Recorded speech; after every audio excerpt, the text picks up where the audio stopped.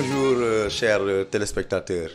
Donc, bienvenue dans l'émission Éducar sur la chaîne Télé-École, la chaîne 100% éducation.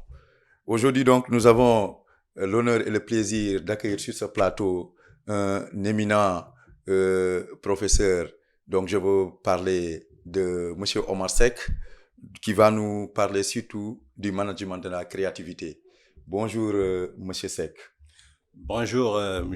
Sidi Fofana. Bonjour. Bonjour. Merci pour d'avoir répondu à cette invitation. Merci. Donc, d'autant plus que c'est un monsieur qui a eu vraiment le temps d'animer cette émission, qui est l'émission Éducar. Donc, on va lui passer la parole pour qu'il se présente. Allez-y, Voilà, monsieur. le présentateur qui se présente lui aujourd'hui. Voilà. Donc, c'est un éminent plaisir, un immense plaisir, je veux dire, de venir répondre à votre invitation, à l'invitation de la CNPA, la Coordination nationale des professeurs d'art plastique et musical. C'est un honneur aussi de revenir ici dans la famille Télé-École, une chaîne 100% éducative, Télé-École qui est pratiquement connectée à travers toutes les plateformes internationales, ça veut dire qui émet au niveau mondial. Nous voulons par là aussi féliciter l'ensemble de l'équipe qui est derrière M. Hassan Boub. Merci. Une mention de félicitations à eux. Féliciter aussi l'ensemble des membres, ça veut dire les professeurs d'éducation artistique, plastique et musicale, avec à leur tête Madame Abibatou, la présidente, et aussi le secrétaire général, M. Moron, et tous les membres du bureau de la CNPA. Vous remerciez, vous, chaleureusement, un camarade de promo que je retrouve aujourd'hui sur l'émission Télé-Éducar. C'est un immense plaisir. Merci. Pour la présentation, je suis de Thiès, natif de Thiès. J'ai fait mon cycle élémentaire à l'école élémentaire Mamcher Ibrahim Fall de Medina Fall. Après l'élémentaire, j'ai fait le CEM au CEM Idrissa Diop, l'enseignement moyen. Après le lycée Malick Sy. Bon, j'ai aussitôt après eu un cursus un peu dérangé avec peut-être des événements familiaux qui ont fait que je n'ai pas pu poursuivre, que je ferai après. Mais juste après mon engagement dans l'enseignement en 2002, j'ai repris l'enseignement. Je me suis présenté au bac en candidat libre et puis inscrit à la faculté des lettres modernes. Je faisais français, grammaire et tout ça, anglais. Bon, par la suite, j'ai pu changer de fusil d'épaule en faisant aussi la faculté de droit, parce qu'en ce moment, j'étais devenu par la suite secrétaire général national de la Force nationale des enseignants pour le renouveau de l'éducation, la FNR, que je dirige jusqu'à présent, un syndicat. Étant donné que syndicalisme rime avec la défense de la légalité, il fallait quand même au moins apprendre un peu de droit, ce que j'ai fait en faculté de droit. Actuellement, je suis affecté à la DRH du ministère de l'Éducation nationale en qualité de permanent syndical. Voilà, entre-temps aussi, j'ai fait d'autres formations, comme une spécialisation dans le management de la créativité. Cela a été inspiré surtout par mon passage à l'École nationale des arts de 2011 en 2015, où j'ai pris mon DFSA. Et puis, je sentais qu'il devait y avoir un prolongement de ces études supérieures. Et puis, j'ai opté de faire une spécialisation avec une université du Japon, alors sur le management de la créativité. Voilà, en ramasser ce que j'ai fait et voilà, je pense que c'est pas encore la fin. Il faut toujours essayer de faire tourner la roue de l'histoire. C'est ce que nous sommes en train de faire. Voilà, donc vraiment une très belle présentation. Merci beaucoup, Monsieur Omar Seck. Comme vous le dites, c'est pas encore la fin. Donc, nous allons sans plus tarder se lancer dans le vif du sujet. Donc, c'est surtout parler de ce qu'on appelle du management de la créativité. Donc, le management de la créativité, expliquez-nous ce que c'est. Voilà, après mon passage à l'École nationale des arts, comme je l'ai dit, j'étais formé en tant que professeur d'éducation artistique plastique. Alors, mais moi, à la place du terme art, moi, je préfère la créativité. Parce que l'art, c'est d'abord la création. Alors, il faudra différencier l'imagination, la création, l'invention et l'innovation. On va y revenir, Oui. surtout dans les explications. Mais j'ai pu comprendre que l'ensemble des disciplines d'enseignement et de formation à l'École nationale des arts nous poussaient à la création. Les professeurs nous disaient qu'il n'y a pas de créativité, il n'y a pas d'originalité. Bon, donc, j'ai compris par la suite que la création est le point nodal de la production artistique. Le point nodal de la production artistique. Après quelques études et quelques activités aussi, j'ai vu que même dans le monde économique, on a l'habitude de dire que la création est le plexus de l'économie. Ça veut dire que c'est la création qui donne vie à l'économie. Et même le monde a été créé. Donc tout est dans la création et va retourner encore dans la création et à vivre de la création pour évoluer. J'ai fait cette spécialisation. Ça veut dire comment manager les aptitudes et les capacités créatives chez l'individu. Comment faire de telle sorte que un individu A puisse devenir d'un degré de créativité B pour aller à un autre niveau beaucoup plus élevé de créativité C, par exemple. Il y en a qui disent que la créativité est innée. C'est pas transférable. Ça veut dire qu'on ne peut pas l'enseigner à quelqu'un d'autre. On est avec. Là aussi, c'est un grand débat. Bon, je pense que ce n'est pas le thème de l'émission aujourd'hui. Mais on peut éveiller les sens créatifs de l'individu. Éveiller les sens créatifs de l'individu. Mais en quoi faisant? De par là, je veux dire, quelles sont les stratégies? Les bonnes stratégies pour un management donc, de la créativité. Ça veut dire le manager de la créativité doit faire de son étudiant ou de son apprenti, pour parler beaucoup plus professionnel, l'amener d'abord à identifier son profil créatif. Il y a d'abord le profil créatif qu'il faut définir. Ça veut dire, vous, par exemple, si c'est dans l'art, vous êtes créatif, mais il se pourrait que si on vous amène dans un autre domaine, vous pouvez être bloqué. Ça veut dire la créativité s'exerce dans un grand champ ou schème, comme dit Piaget, alors qui n'est pas toujours le même selon les sujets. Donc d'abord, il faut identifier le profil créatif de l'individu. Ça veut dire, il y en a qui sont intéressés par les images. Avec le graphisme imagé, ils peuvent tout faire. Il y en a qui sont intéressés par la peinture. Il y en a qui sont intéressés par l'informatique. Il y en a qui sont intéressés par tout ce qui est automobile. Et cela dépend des différents domaines et ça dépend du réel qui existe dans l'environnement. Chaque intelligence est intéressée par un domaine du réel. Donc, si on vous comprend bien, on veut dire par là donc que l'étudiant ou bien l'apprenant en tant que tel, ses capacités ne sont pas transversales. C'est-à-dire qu'il ne peut pas passer, par exemple, d'un apprenant qui maîtrise bien les mathématiques, qui doit être forcément un apprenant qui maîtrise l'art ou bien la musique, ou bien une discipline littéraire. La musique, exactement. C'est pourquoi, à partir d'un certain nombre, d'un certain niveau d'études, on demande à l'étudiant de choisir sa spécialité, pour se spécialiser. Il y en a qui diront que c'est des littéraires, alors des scientifiques, etc. Mais vous savez que le réel déborde tous ces carcans-là. Il y a multitude de phénomènes dans le réel. Maintenant, il faut identifier le profil créatif, identifier après la personnalité créative de l'individu.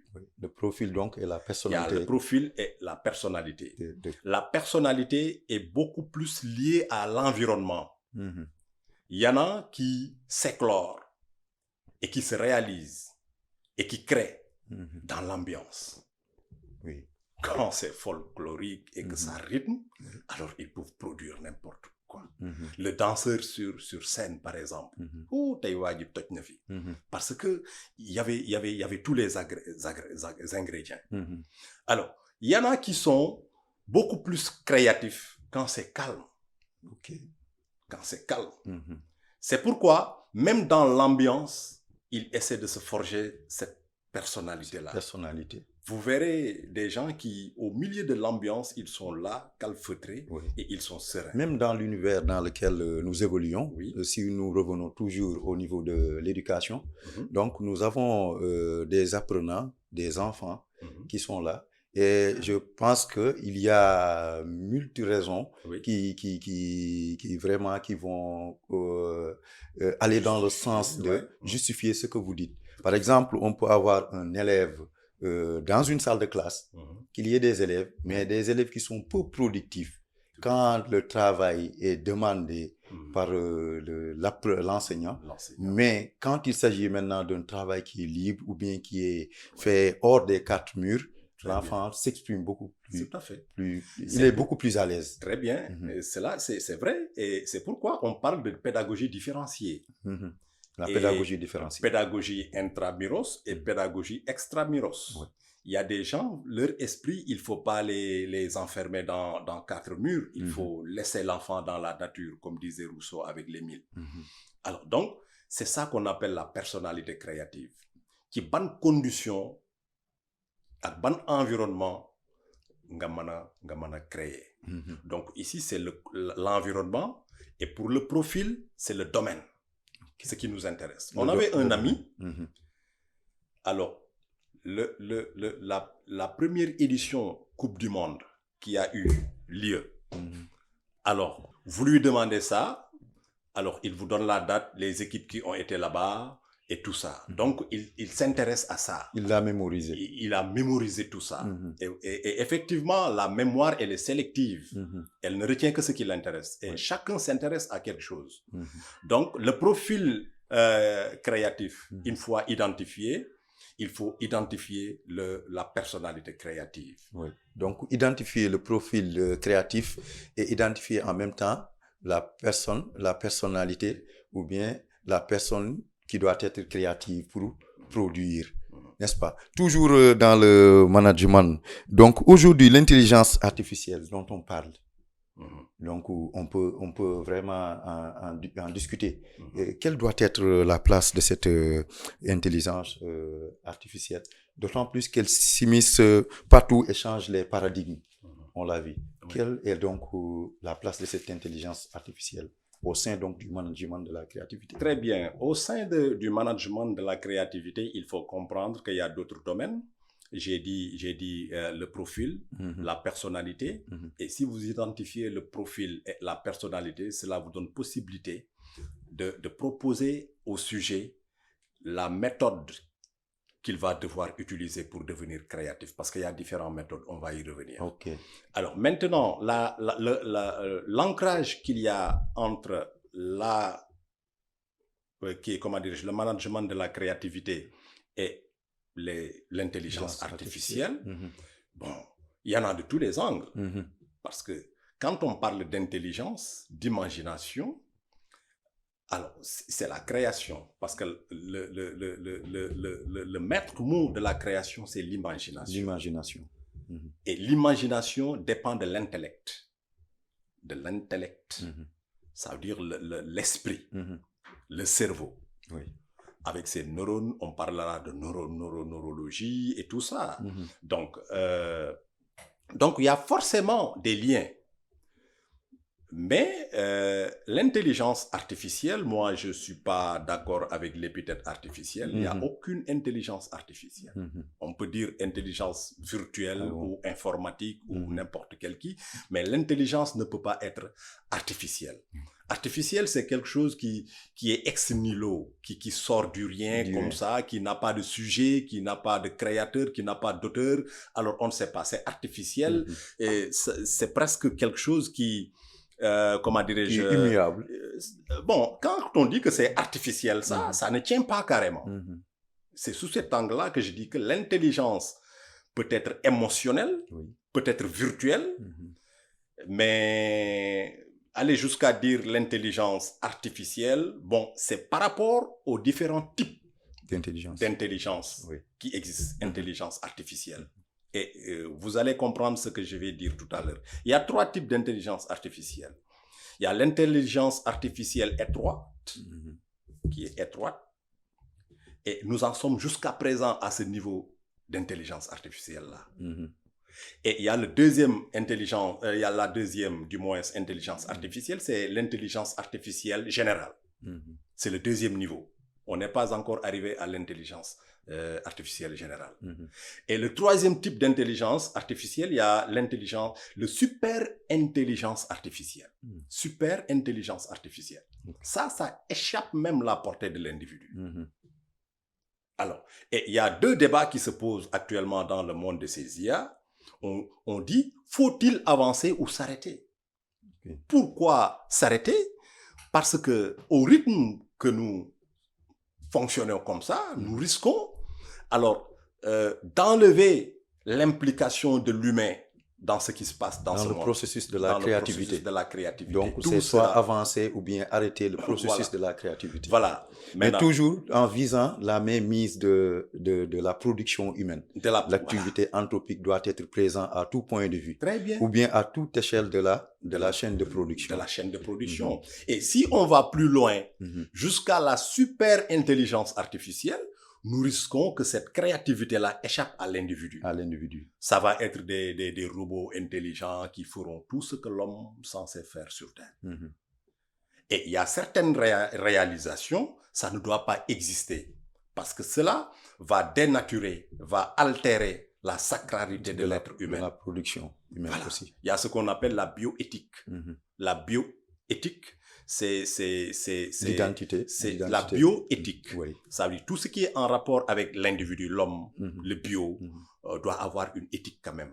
Ça veut dire qu'il y a des choses qu'on ne doit pas faire, que l'islam ni les religions révélées ne peuvent pas accepter. Ça veut dire créer un être humain à la place de Dieu. Ce n'est pas normal. Alors, c'est ça le rôle de la bioéthique. La science aussi ne doit pas aller jusqu'à altérer la sacralité de l'être humain.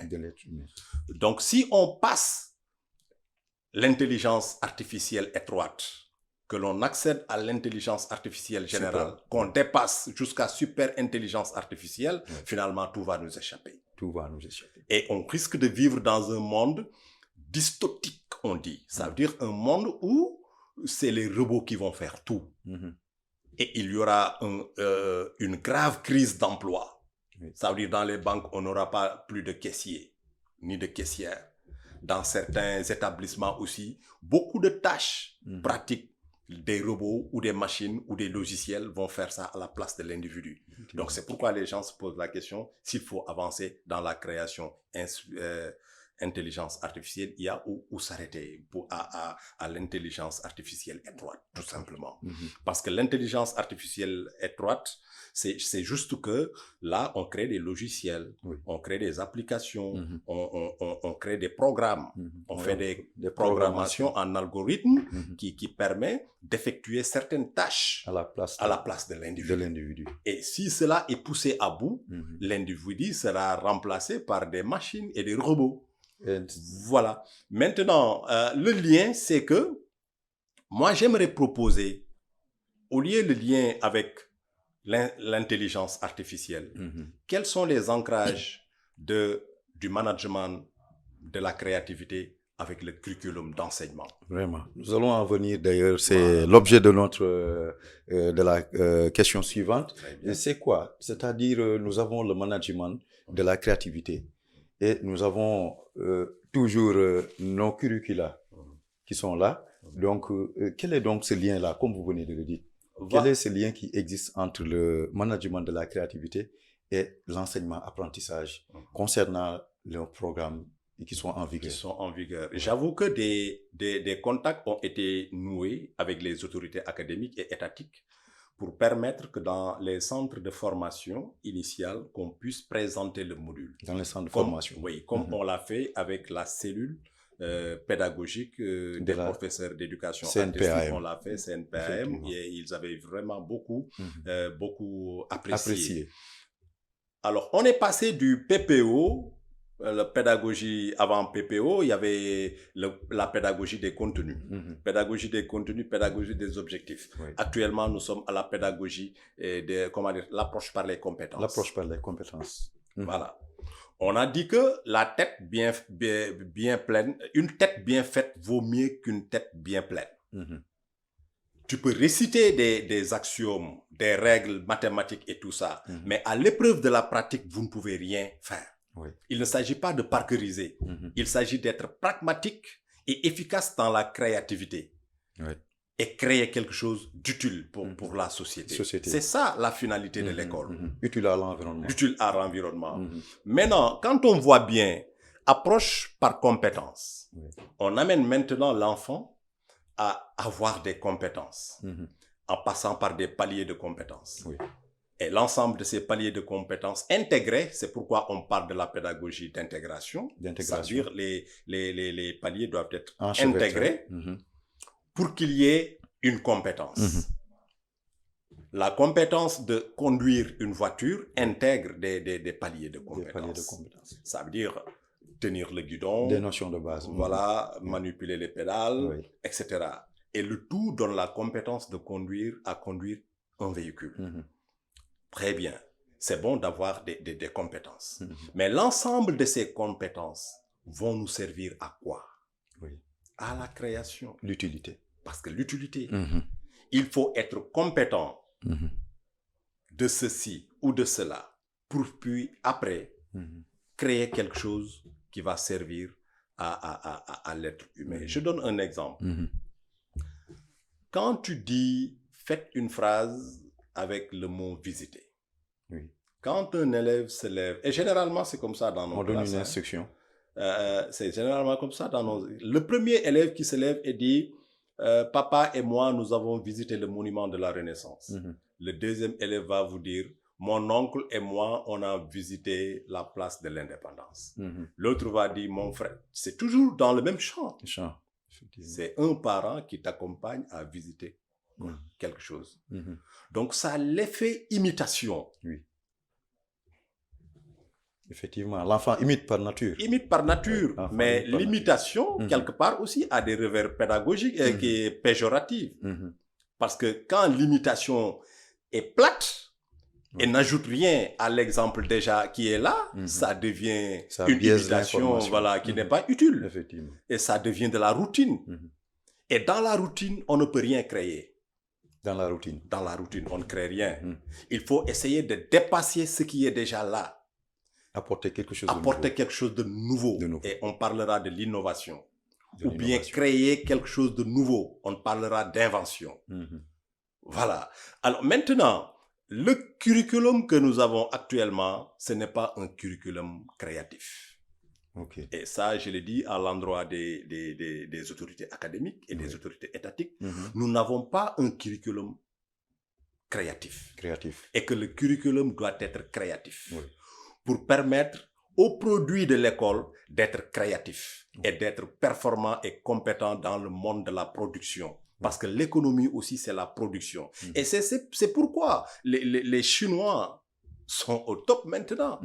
Ils ont tout créé. Des fois, vous concentrez sur une création très, très puérile, je dirais pas banale.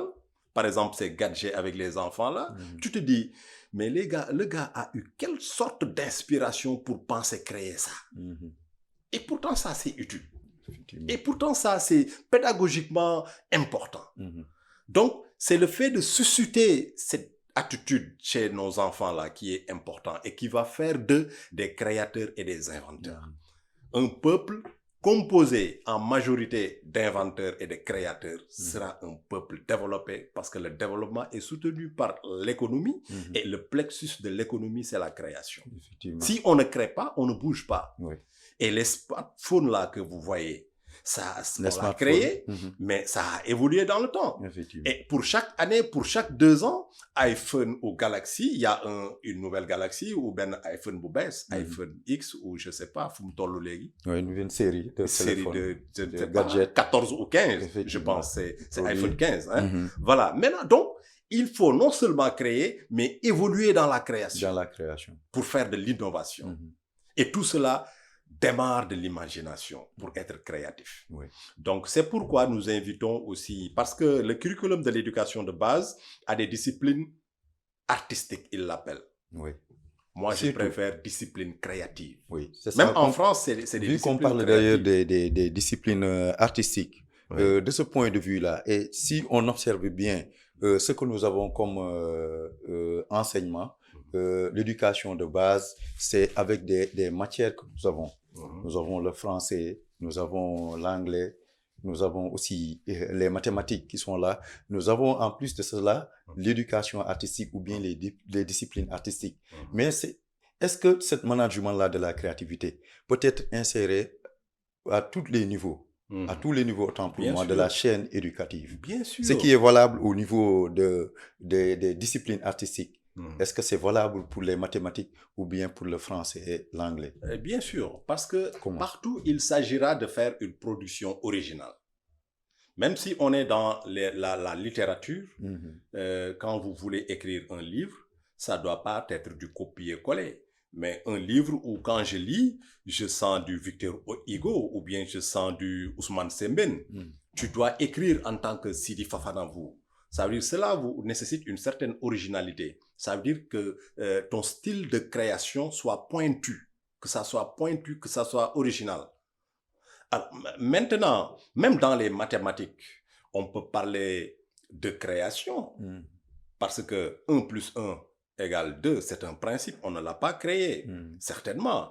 Mais Pythagore a créé sa formule-là.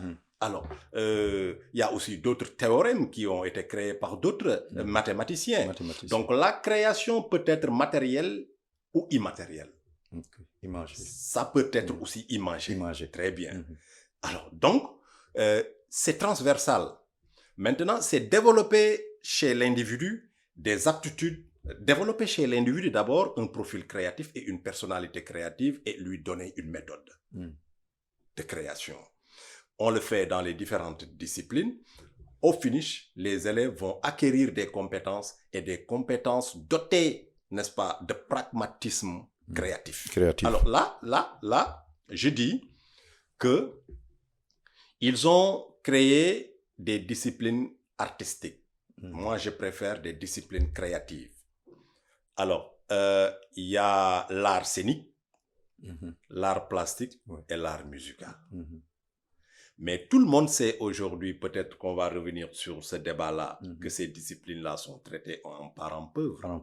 Parce que les enseignants qui sont formés dans les centres, comment dirais-je, de formation professionnelle, comment dirais-je, du personnel, les CRFPE, n'ont pas eu tous les intrants, tous les outils nécessaires pour être eux-mêmes de véritables formateurs dans ces disciplines-là. Parce que vous avez fait l'École nationale des arts. Vous savez très bien que les 4 ans de formation qu'on a passé là-bas, c'est carrément différent de la formation que les instituteurs ont reçue dans les CRFPE. Alors, il y avait juste un professeur d'art et un professeur de musique qui passait pratiquement une fois par semaine, qui faisait des chants avec eux ou bien qui faisait, comment dirais-je, des dessins avec les différentes techniques graphiques et tout ça. C'est tout. Maintenant, il faut qu'on essaie de réfléchir. Par exemple, ce qu'on fait avec les maîtres d'arabe. Oui. Qui pratiquement, il y a un maître d'arabe dans chaque école, dans chaque cycle. Et qui passe CM1, C1, C2 pour faire 1 heure de temps, 1 heure de temps. On pouvait avoir des volontaires de l'éducation artistique. Par exemple, ceux qui sont sortis de la DAP. DAP, département art plastique. Du DAP, c'est le département, je crois que c'est une direction. Alors, donc, DAP, on pouvait les recruter comme des volontaires, entre guillemets. Alors, et qu'ils passent à la place du maître qui n'est pas assez bien formé en discipline, outillé, qu'ils fassent le travail à leur place. Et je sais que ça sera beaucoup plus efficace. Ça, c'est une proposition. Alors, mais je vous dis, vous fermez les yeux, vous imaginez, vous par exemple, que vous chantiez devant un public de 17 000 personnes. Fermez les yeux. Vous pouvez fermer les yeux et imaginer cela. Vous voyez les gens qui lèvent les mains et qui dansent selon les mélodies. Vous voyez la lampe rouge de sortie et tout ça. Cela n'est pas vrai, mais c'est dans votre imagination. Alors, l'imagination, quand elle est collée à un problème, c'est ça qu'on appelle la créativité. On crée par rapport à un problème qui se pose. Oui. Ça veut dire il nous manque vraiment ça. Arrivé à ce niveau du processus-là, il devait y avoir vraiment quelque chose qui nous permettrait d'aller beaucoup plus vite et d'aller beaucoup plus efficacement, quoi. Et là, le gars ferme les yeux et essaie d'imaginer les intrants, d'imaginer la fonctionnalité, le principe qui va alors créer la méthode ou l'instrument ou l'outil qui va permettre, arriver à ce niveau du processus, qu'on puisse aller de manière plus efficace ou bien d'évoluer. Donc, l'imagination collée au problème posé donne la création. Mais la création liée à la réalité du marché donne l'innovation. L'innovation, c'est une imagination qui a finalement créé un produit qui trouve un grand public. Ah, l'idée, vraiment, c'est exceptionnel. Regardez-moi voir, c'est comment ça fonctionne. Ah, ça, c'est efficace. Combien ça coûte? Vous voyez. Donc, c'est ça la différence entre la création et l'innovation. C'est pourquoi l'innovation est beaucoup plus étudiée dans les entreprises. Et là, je termine par vous donner cet exemple pour vous dire que non seulement notre curriculum n'est pas créatif, mais il n'est pas aussi en phase avec les besoins du marché. En phase avec les besoins du marché. Du marché. Parce qu'on a un enseignement général jusqu'au bac. On devait pourtant pouvoir aménager des filières professionnelles ou, voilà, techniques dès la 3e, par exemple, à 16 ans, après le BFM, l'élève devienne, par exemple, spécialisé en tel domaine ou tel domaine de technicité. Alors, voilà. Mais quand vous regardez bien, l'architecture de nos cycles, d'enseignement, alors, il n'y a pas un temps où les gens se sont arrêtés pour dire que, à partir de ce niveau-là, l'élève doit être capable de faire ceci dans le monde du travail. C'est pourquoi vous voyez quelqu'un qui va jusqu'au baccalauréat, il sort avec son baccalauréat. Le baccalauréat, c'est le premier diplôme de la faculté, mais c'est le dernier diplôme de l'enseignement général. C'est toujours de l'enseignement général. Alors, les curricula que vous parlez là, mais aux États-Unis, par exemple, ce sont les chefs d'entreprise qui élaborent les curricula. Les curricula. Ah oui. Il y a la demande et on voilà, crée. Ce sont les chefs d'entreprise qui viennent voir les autorités académiques et le ministère de l'éducation ou de la formation disent, voilà, quels sont les profils que vous voulez, vous, en tant que chef d'entreprise. On veut quelqu'un capable de faire ceci, de faire cela, de faire ceci, de faire cela. Et sur la base de cette demande, on propose l'offre éducationnelle. Ce n'est pas ce qui se passe actuellement au Sénégal. C'est pourquoi il y a un déphasage entre le curriculum de l'éducation de base et les besoins du marché. C'est pourquoi, à chaque fois sorti de l'école, l'individu a des problèmes pour s'insérer dans le marché de l'emploi. Voilà. Oui, donc si on comprend bien, donc à tous les niveaux donc de ce processus-là, de la formation, de l'apprenant, l'apprenant doit avoir une issue de secours, c'est-à-dire une porte de sortie qui pourra le mener dans le marché de l'emploi pour qu'il soit productif. Et là, vous dites qu'avec le management de la créativité, on peut y arriver sans souci. Donc, sans souci. Donc, voilà, pour ceux qui viennent, les téléspectateurs qui viennent de vraiment suivre cette émission-là, nous vous rappelons que nous avons comme invité aujourd'hui monsieur Omar Seck, donc, qui est spécialisé en management de la créativité. Donc, sans plus tarder, vous êtes aussi le secrétaire général de la FNR, Force nationale des enseignants pour le renouveau de l'éducation. Pouvez-nous vraiment présenter un peu votre structure? Alors, la FNR s'appelait autant parce que nous avons reçu notre récépissé en 2010. C'est le ministre de l'Intérieur, Bekay Diop, qui nous a donné ça. Mais autant, le syndicat s'appelait CIDES, syndicat d'initiative pour la défense de l'équilibre dans l'enseignement. C'est quoi? Un syndicat d'initiative, c'est un syndicat qui fait des initiatives dans le secteur où il évolue. Alors, pour l'équilibre de l'enseignement, pour l'équilibre de l'enseignement dans le système. Dans le système, Syndicat d'initiative pour la défense de l'équilibre dans l'enseignement. L'équilibre, c'était quoi selon nous? Ça veut dire qu'on a un système d'éducation. Un système, c'est un ensemble composé d'éléments. Et ces éléments sont appelés à travailler de manière synchrone. Et un seul dysfonctionnement noté à l'endroit d'un élément de ce système va produire inéluctablement un dysfonctionnement dans le dispositif général. Ensemble, oui. Donc, dans un système, il faut que chaque élément du système qu'il puisse assurer son rôle. Et dans notre système éducatif, il y a l'enseignant, il y a l'élève, il y a l'État, il y a les bailleurs les parents d'élèves. et les parents d'élèves. Alors, si les parents d'élèves n'assurent pas leur rôle d'encadrement, il y aura problème. Oui. Si l'État aussi n'assure pas sa responsabilité régalienne, il y aura des problèmes. Les bailleurs aussi, s'ils ne soutiennent pas, il y a problème. L'enseignant aussi, il est crucial, c'est un élément crucial du système. Ouais. L'élève aussi. Donc, il faut des initiatives qui permettraient à tous ces acteurs-là de jouer leur rôle convenablement dans le système. En harmonie. C'était en harmonie. C'était ça l'esprit de SYDES. Maintenant, vous savez qu'il y a un autre syndicat qui existe qui s'appelle SUDES. Syndicat unique et démocratique des enseignants du Sénégal. On disait que c'est des noms qui se retrouvent et puis il y a nous plagier. Alors, il faut écrire pour voir la différence, mais quand on dit SUDES, c'est la même chose. La prononciation. Alors, ça a créé vraiment des confusions. En 2016, on a changé le nom. En 2016? Oui. Pour dire la Force nationale des enseignants pour le renouveau de l'éducation. FNR. Maintenant, la Force nationale des enseignants, parce que nous étions contre ces syndicats de corps.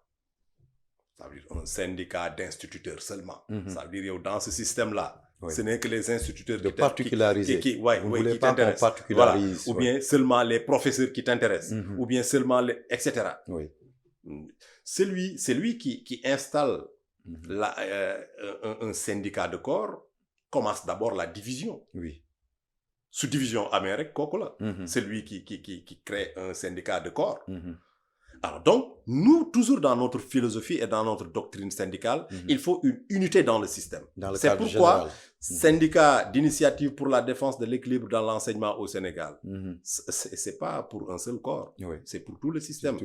La Force nationale des enseignants pour le renouveau de l'éducation aussi, c'est pour tout le système.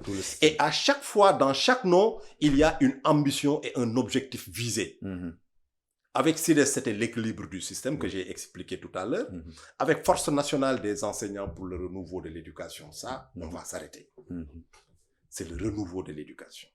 Renouveau, comment? Ça veut dire qu'il faut que les gens aient le courage de passer au changement. Les Sénégalais ont peur de changer. Ils aiment rester dans leur zone de confort, comme on disait l'autre. Ça veut dire et il faut changer. Parce qu'on voit la vie et on constate malheureusement la vie évoluer et changer sous nos yeux. Si on veut produire des profils qui soient en phase avec les préoccupations de cette vie-là, de cette société-là, il faut évoluer dans le choix des curricula, dans le choix des instruments et des méthodes d'enseignement, et le contenu d'enseignement aussi. Effectivement. Mais depuis Mathusalem jusqu'à présent, je vous dis, le Sénégal n'a pas encore bougé. C'est toujours la même forme classique d'enseignement qui existe. Il n'y a que quelques noms qui ont changé. Même avec le curriculum de l'éducation de base, avec l'APC, certains disent que mais l'IDA n'a pas def. Je pense que c'est ça aussi, c'est là où se trouve ou bien réside le problème. C'est-à-dire que le contenu, aussi le mobile, qui pousse maintenant au syndicat à vraiment partir soit en grève ou bien pour revendiquer. Parce que comme vous venez de le dire, on a un pléthore de syndicats. On parle déjà de FNR. Donc on parle de SYDES, de QSEMS, de CMC. Donc vous voyez, donc l'opinion a souvent considéré que les syndicats d'enseignants mettent en avant des questions qui sont d'ordre pécuniaire. Est-ce que là aussi c'est pas un problème? Mais dites-moi dans ce monde-là, dans cette société-là, qu'est-ce qui n'est pas en rapport avec l'argent? Il n'y en a pas. Même l'émission que nous faisons là a un coût d'électricité, un coût, on a pris des techniciens qui sont derrière, que je félicite au passage, alors qui sont payés par heure ou par mois. Donc tout est taxé. Oui, ça c'est vrai. Et comme vous le venez de le dire tout à l'heure, il y a toujours l'aspect pécuniaire. Oui. Mais bon, comme vous le savez, non, ça veut dire moi, qu'ils disent de salaire. Oui, il parle de salaire et aussi d'indemnité. Donc, c'est comme si le soubassement ici, donc, c'est uniquement l'aspect pécuniaire. Non. Et comme vous venez de le dire, est-ce qu'il n'est pas donc aussi intéressant de poser le débat dans le sens où de revendiquer l'aspect pécuniaire, d'en parler, mais aussi, vous venez de l'ébaucher, de parler surtout du contenu. Oui, mais on a parlé de contenu parce que, par exemple, je vous donne un exemple, pas tant. C'est-à-dire, au début, on recrutait des brevetés. C'est avec le BFM qu'on recrutait un enseignant. C'est nous, syndicalistes, qui avons revendiqué à ce qu'on relève le niveau de recrutement. Effectivement. Pour en faire maintenant le bac. Ça, c'est les syndicalistes. Oui. Les syndicalistes aussi ont revendiqué pour la formation des enseignants. C'est ce qui a amené la formation diplômante et tout ce qui a suivi ces séries de formations diplômantes et tout ça. Donc, nous avons bien revendiqué. Mais la formation des enseignants, mais il faut payer des instituteurs, aménager un environnement de formation. Cela aussi a un coût. Maintenant, pour le régime salarial, les gens s'intéressent au système de rémunération des agents de l'État. Le système de rémunération. Oui, des agents de l'État. Vous voyez, vous êtes éducateur, vous enseignez un enfant qui passe son BFM, son baccalauréat, il passe à l'université, il fait là-bas quelques 2 ans, 3 ans, il peut vous payer, vous, doublement. Les gens ont vu ces rapports-là. Et on réfléchit aussi sur l'importance de chaque corps dans notre État, dans notre fonction publique. La fonction publique, je vous dis que ça compte c'était 152 000 agents dans la fonction publique. Mais les enseignants sont 100 000 enseignants. 100 000 enseignants. Nous constituons les 2/3 du système éducatif. Faible pourcentage. Donc. Non, c'est pas faible. Ça veut dire que quand nous sommes 152 et les enseignants sont les 100 000, nous sommes les 2/3. Ça veut dire si on partageait par 3, nous constituons les 2 parts. Les 2 parts. Alors, donc, si l'État recrute ses agents par besoin, on dira qu'il a plus besoin d'enseignants que n'importe quel autre corps de fonctionnaires. Ensuite viennent les agents de santé. Alors, étant donné que l'État a besoin plus d'enseignants, il doit pouvoir les entretenir. Et effectivement, l'État a besoin plus d'enseignants pour éduquer les citoyens de ce pays. C'est l'enseignant qui forme le citoyen de demain. Donc, lire et écrire devient une préoccupation régalienne pour notre État. La demande, elle est là. La demande, elle est là. Et nous sommes 18 millions de Sénégalais.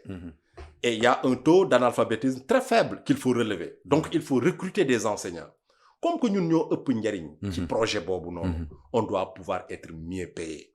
Mais il y a des corps dans le système alors, qui ont les mêmes diplômes que nous et qui sont toujours beaucoup mieux payés, beaucoup mieux rémunérés et qui ont même pour des primes des montants qui dépassent le double de notre salaire. Et on a dit que cela n'est pas normal. C'est une injustice. C'est une injustice. C'est ce que les Sénégalais, les enseignants demandent. Que l'on mette un peu d'ordre et d'équilibre dans le système de rémunération des agents de l'État. Et l'État a fait une étude et le cabinet a rendu ses résultats. On a vu qu'il y a eu entorse et paradoxe, distorsion et des différences énormes entre les salaires et les grilles. Il y a des gens qui ont, pour une seule rubrique d'indemnité, 600 000 francs. Vous allez travailler jusqu'à la retraite, vous n'aurez pas 600 000 ou Effectivement. Donc, c'est ça qui n'est pas normal. Et que nous sommes dans un monde très affairé. Et les affaires, on les gère. On achète ceci pour la famille, on fait ceci pour la famille. Donc, qui recrute un employeur, c'est pour que qui recrute un employé, c'est pour que celui-ci puisse avoir une rémunération pouvant lui permettre d'assurer les préoccupations minimales de sa progéniture. Oui. Alors, cela aussi peut favoriser la corruption. Si vous recrutez un agent et vous ne le payez pas suffisamment, et il passe tout son temps là-bas, et vous l'astreignez à dire que tu ne dois pas faire cumul de services. Oui. Il va trouver les moyens de compléter ce qui manque à son salaire pour couvrir tous ses problèmes. Comme le kharmatou qu'on a l'habitude de voir. Et ce n'est pas seulement les enseignants. Dans la santé, il y a du kharmat. Je vois même des ministres d'État qui tiennent des cours ou de la consultance ailleurs, ça existe.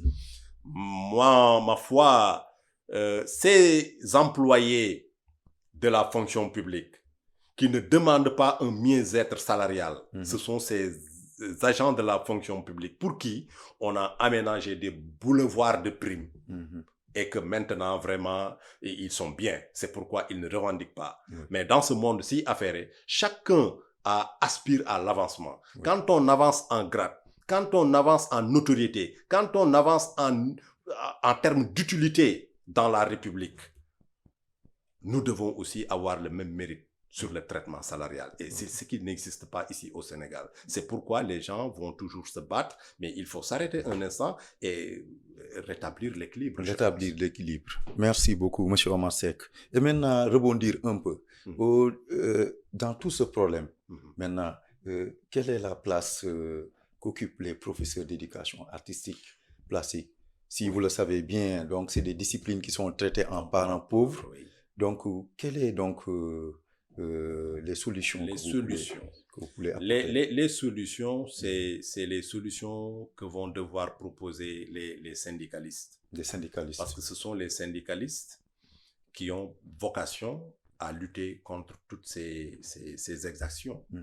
Par exemple, la discipline créative, telle qu'on l'a dit, l'importance que ces disciplines ont dans la formation de l'individu pour le permettre d'être beaucoup plus créatif et beaucoup plus utile à la société et d'être beaucoup plus compétitif. Alors, si ces disciplines-là sont traitées en parents pauvres, alors là, l'éducation et l'économie va prendre des coups. Et Senghor l'avait dit, je pense que c'est Senghor, dans une société où l'art et la culture sont toujours ne sont pas en bonne santé. L'économie sera toujours malade. C'est en paraphrasant, c'est ce qu'il avait dit.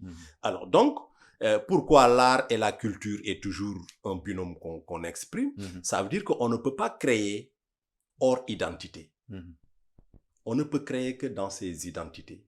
L'identité culturelle, ce que tu n'as jamais vu, ce que tu n'as jamais connu, ce que tu n'as jamais vécu, que tes parents n'ont jamais vu, n'ont jamais vécu, ce sur quoi on t'a jamais dit quoi que ce soit, tu ne peux pas créer quelque chose dans ce champ-là.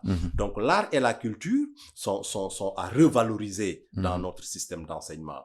Et je réclame ici et maintenant, et il est déjà temps, on le dit, d'avoir un bac artistique. Un bac artistique. Oui, parce que tout ce que vous voyez dans ce monde-là, tout ce qui est culturel, mais c'est ça qui rapporte de l'argent. Oui, comme le bac arabe. Le bac arabe, on a un bac arabe pour ne pas comparer. Bac technique, il doit y avoir un bac artistique parce que même à côté de qui, il y a des universités exclusivement artistiques pour des productions artistiques et des innovations et des inventions.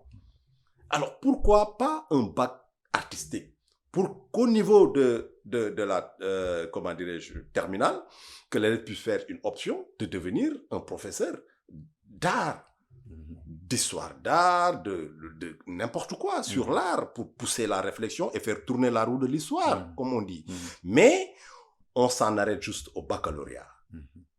Alors, il a une discipline d'art dans le truc, mais il n'y a pas un bac artistique. Nous demandons aux autorités académiques et étatique de réfléchir pour l'établissement sans délai d'un bac artistique. Parce que ça étouffe la créativité. Effectivement. Ça étouffe la créativité.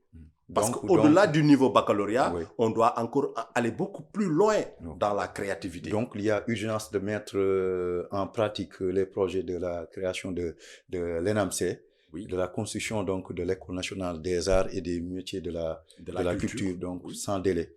Ouais, c'est une réforme. Mm-hmm. Mais la réforme, elle est purement institutionnelle et théorique. Mm-hmm. Bon, on attend Il à manque ce que la pratique. Oui. Parce que déjà, ce qu'on a connu avec l'ENAMC, c'est que des problèmes. Et si vous allez même à l'école des arts, il y a des problèmes entre la direction et le personnel. J'en connais quelque chose. Je ne peux pas m'épancher outre mesure, mais il y a des problèmes dans la réforme. Et même les termes de cette réforme-là ne sont pas partagés de manière unanime avec les acteurs. Il faut passer à la stabilisation des termes de cette réforme et qu'ensemble on convainc toutes les intelligences et tous les gens qui sont en rapport avec l'art et la culture, qu'ils soient académiques ou qu'ils soient pas académiques, didactiques ou non didactiques, qu'on puisse réfléchir sur une véritable réforme qui permettrait à revaloriser davantage les disciplines, pas d'art artistique, mais les disciplines créatives. Donc, revaloriser les disciplines créatives. Donc, il y va aussi de parler des industries culturelles créatives, des hubs de créativité. Donc, tout va dans le sens de créer une société où les disciplines artistiques, les disciplines créatives auront leur place et retrouver le lustre d'antan. Donc, Monsieur Seck, l'émission tire à sa fin. Votre dernier mot. Le dernier mot, c'est là le premier. Des remerciements et des félicitations. Félicitations à vous, félicitations à la CNPS, félicitations à Télé-École et félicitations à tous ceux qui font la promotion de l'éducation. Parce que l'éducation est le point crucial de notre existence. Il faut être bien éduqué pour exister dignement dans cette vie. Vive l'éducation alors. Donc, vive l'éducation. Donc, l'éducation est le point crucial de notre existence. Dans les derniers mots de notre invité, Monsieur Seck. Donc, chers téléspectateurs, l'émission tire à sa fin et nous vous remercions d'avoir pris le temps et le soin de nous suivre partout à travers le monde, à travers cette chaîne numérique Télé-École, la chaîne 100% éducation et votre émission Éducar. Merci beaucoup. À la prochaine pour un nouveau numéro de l'émission Éducar. Merci.